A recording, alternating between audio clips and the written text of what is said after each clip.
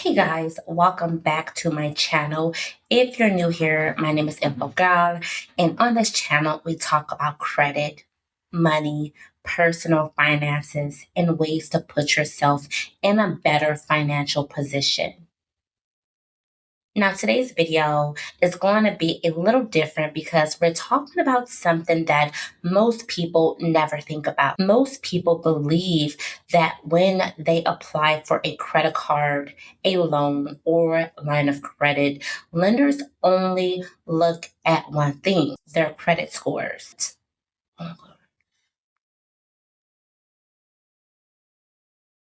And honestly, that's what we're taught. Everybody is focusing on getting a 700, a 750 score, or even an 800 credit score. But what happens when someone has a 720 credit score and still gets denied? What happens when someone with a lower credit score gets approved for a higher limit than someone with a better credit score? That's when people start asking questions.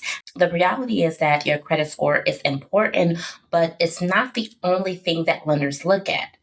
There are companies collecting financial information every single day.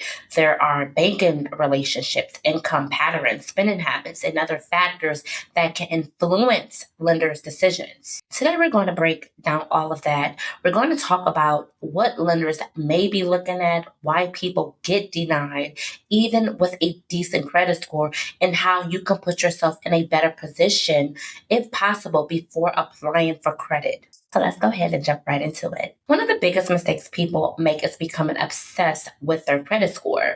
Have you ever checked your credit score and thought, okay, I'm at a 680, I should be approved for something. Then you apply and you get denied. Now you're confused because everybody online told you that a 680 credit score was good enough to get approved.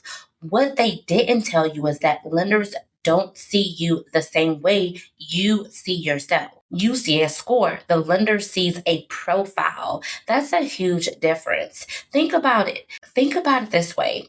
If you were lending someone $10,000, would you only want to know their credit score, or would you want to know if they pay their bills on time? Would you want to know if they consistently overdraft their account?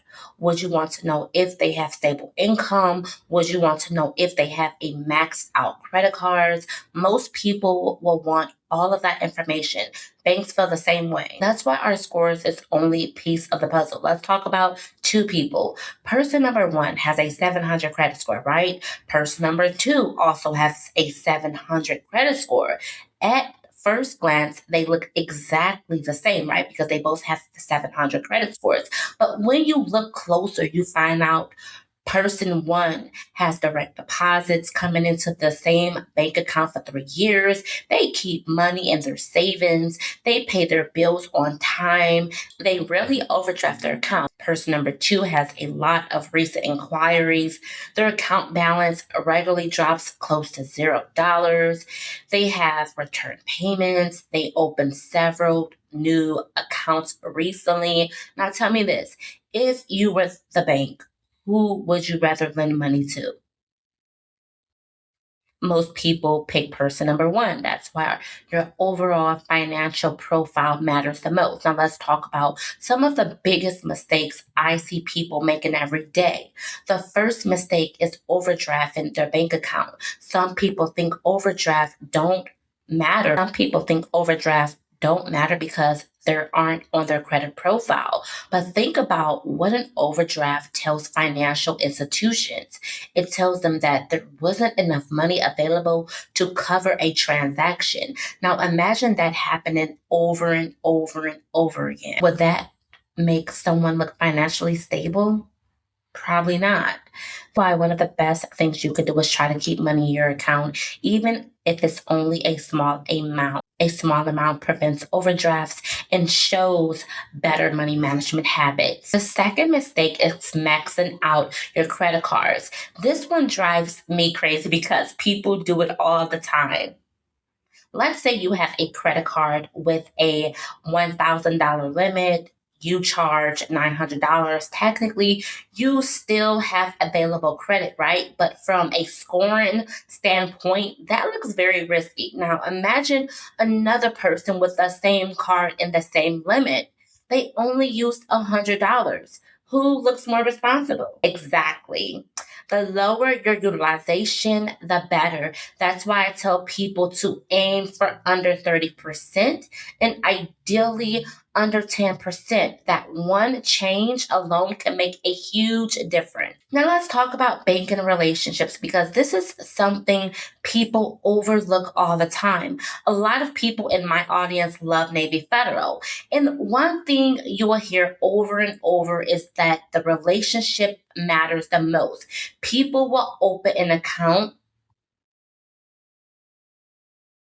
People will open an account, establish direct deposit, use checking and savings account, and build a history before applying for credit products. Now, there's nothing guaranteed about being approved, but many financial institutions value existing relationships. Think about it. If you've been banking somewhere for years, they already know a lot more about you than someone who just walked through the door yesterday. Relationships matter. Consistency matters. History matters. Now let's discuss another mistake. Applying for everything. I know it's tempting. You see someone online talking about a new credit card, you apply, then another card, then another card, then another card. Next thing you know, you got a bunch of inquiries and several new accounts. That can definitely hurt your credit score. Every application should have a purpose. You don't need every credit card on the market. You need the right credit card for your own personal goals. Carrying a balance helps your score. No, it doesn't. This myth refuses to die. You do not need to pay interest to build credit. You can use your card, pay it responsibly, and build excellent credit without giving the bank extra money and interest. Myth number two, checking your credit score hurts your score. Checking your own credit is usually a soft inquiry that does not hurt your credit score. Please stop being afraid to see and look at your credit score. Myth number three, closing credit cards always help. Not necessarily. Sometimes closing accounts can reduce your available credit and increase your credit utilization. Every situation is different. That's why you should think carefully before closing older accounts. Now, let me tell you about a situation I've seen many, and I mean many times. Someone comes to me and says, Info girl, my score is finally over 700. Why am I still getting denied?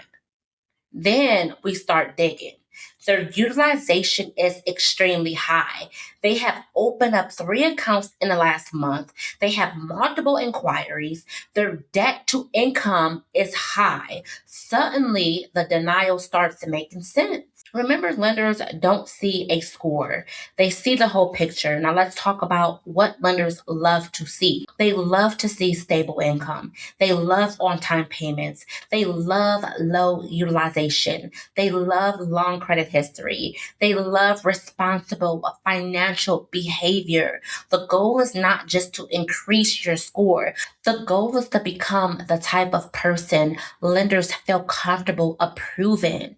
That's the secret. A lot of people spent years chasing a number, but they never improved the habits behind the number. And that's why they stay stuck. If you're trying to improve your credit in 2026, start focusing on the entire picture. Pay your bills on time. Lower your credit utilization. Avoid overdrafts. Build relationships with financial institutions. Don't apply for everything. Keep some money in savings if possible and be consistent. Consistency beats quick fixes every single time, and I cannot express that enough. Because at the end of the day, good credit isn't built overnight. It's a ball. It's built through habits, and those habits eventually turn into approvals, higher limits, lower interest rates, and better opportunities. So I want to know from you, have you ever been denied for credit when you thought you should have been approved? Drop a comment below and tell me your experience. If you did enjoy this video, make sure that you hit the like button, make sure you subscribe to the channel and turn on your notification bell. And as always, thank you all for watching, and I will see you all in the next video. Bye.